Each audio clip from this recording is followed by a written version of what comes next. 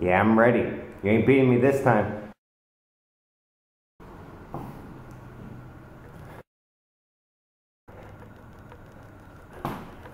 You motherfucker better blink or I'll fucking blow us both up, I swear to God! Blink!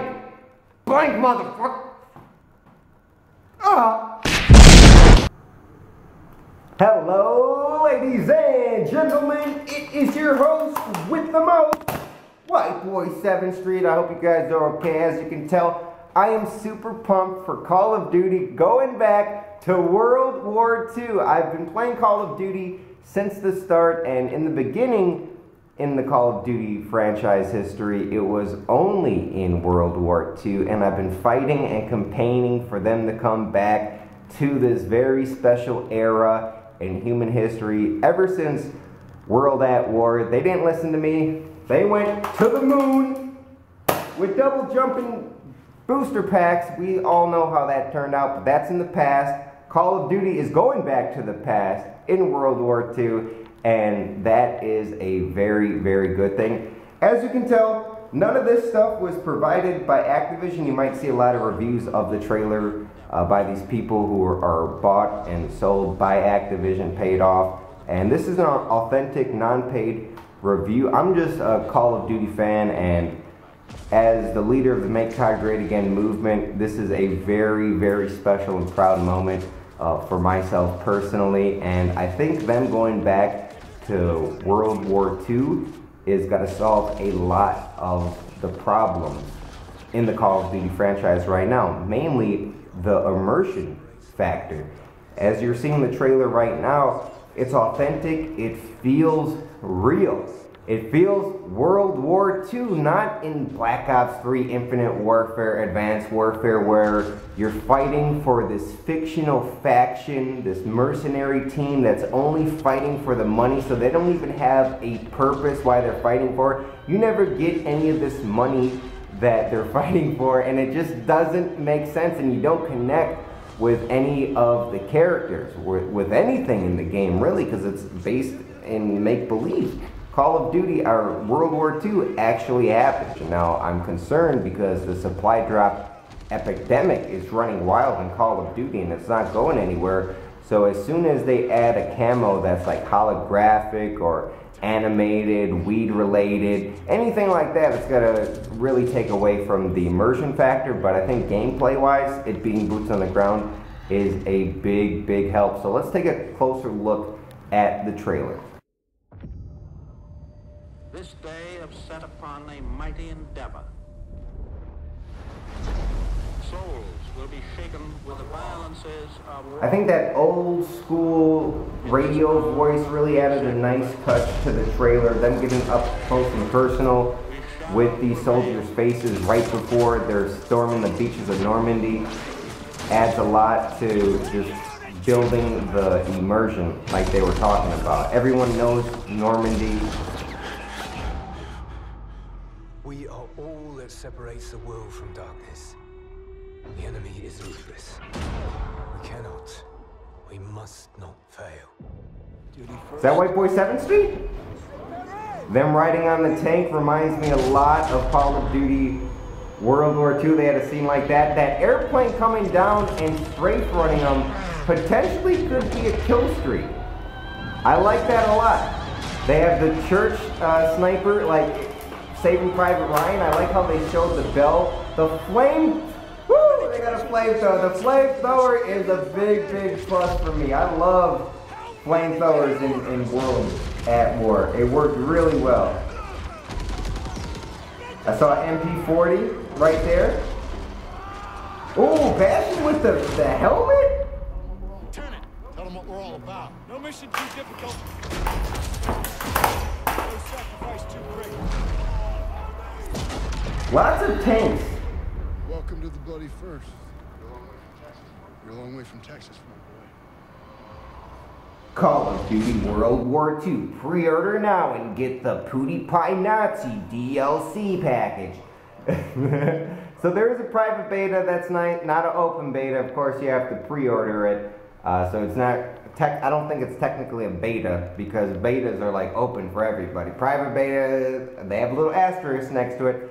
But overall, it looked good. It looked like World War II. We didn't see too much. Of course, the trailer is going to just show the best of the best, and especially the reveal trailer. I'm very interested in seeing more details. I did see a lot of tank in there. I'm not sure if that has to correlate to multiplayer. I know the World at War single-player campaign had a few tank missions, and they were all right. Even going back to Battlefield 1 tank mission, I didn't like the Battlefield 1 tank mission, and I don't know.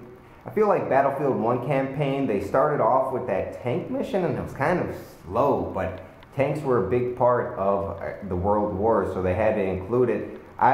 Honestly, I was really excited to see those planes strafing down. I wonder if those are going to be a kill streak in multiplayer, because that's what, like, the single-player campaign is awesome once, and then it's awesome, like, a few months later, and then maybe a few years later, but then, like, that's all I've ever played in terms of single-player. In terms of multiplayer, you put countless hours every single day into multiplayer. So that's, I think, what everyone is very interested in.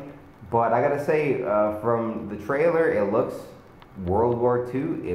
I mean, obviously that's the name of, they clearly titled the game World War II, but that's a good thing. That's a really good thing, and I like how it was nitty and gritty. I wish I saw more legs explode, and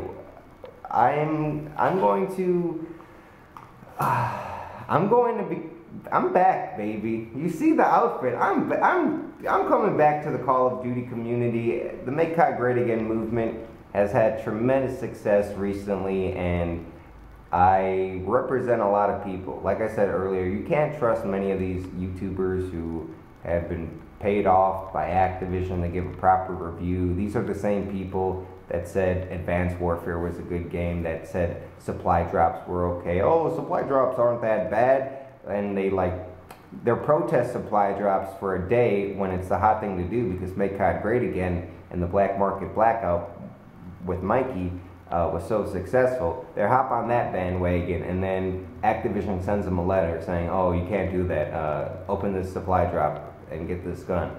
And then they, flip-flop so easily. So we've seen so many COD YouTubers lost all credibility, and it's a big responsibility for me to give you guys an honest review and honest feedback. And a lot of people look to me because, like I said, everyone else kind of went to the dark side. So I'm very excited for it. It'll look good. Is Call of Duty gotta be back? We have a lot more to find out in this, because remember, Sledgehammer Games introduced boost jumping to Call of Duty. They introduced supply drops to Call of Duty. They introduced skill-based matchmaking, pay-to-win weapons. A lot of bad things under their watch. So I'm not going to completely forgive them just because they went to World War II, which was kind of an obvious step. But it is a good first step. So I am excited. Let me know what you think in the comments down below. Leave a like, and I'll see you later. Bye. Headbutt. This mode changes map design, strategy. Okay. I'm watching them. They just mentioned war. The game type war, which was huge in Glenn. Okay, you did enough. War is a really, really good thing for the Call of Duty franchise. Something that can be traced back to Make COD Great Again. We made videos on this subject. It came back in Advanced Warfare as Momentum, total failure. But war was so good in World at War, and a lot of people who haven't played that game, which is not many still around in the Call of Duty franchise, will know it's a big deal.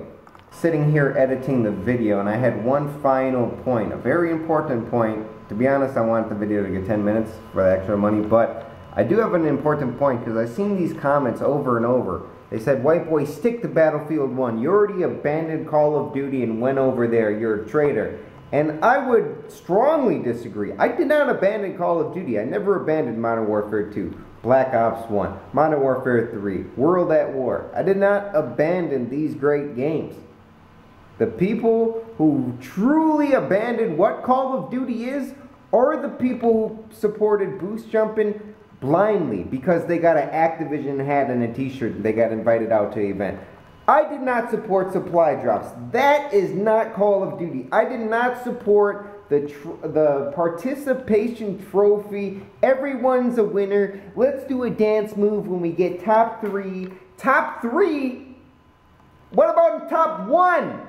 Why is it top 3? Everyone's a winner when you play Call of Duty. Wasn't that their slogan at one point?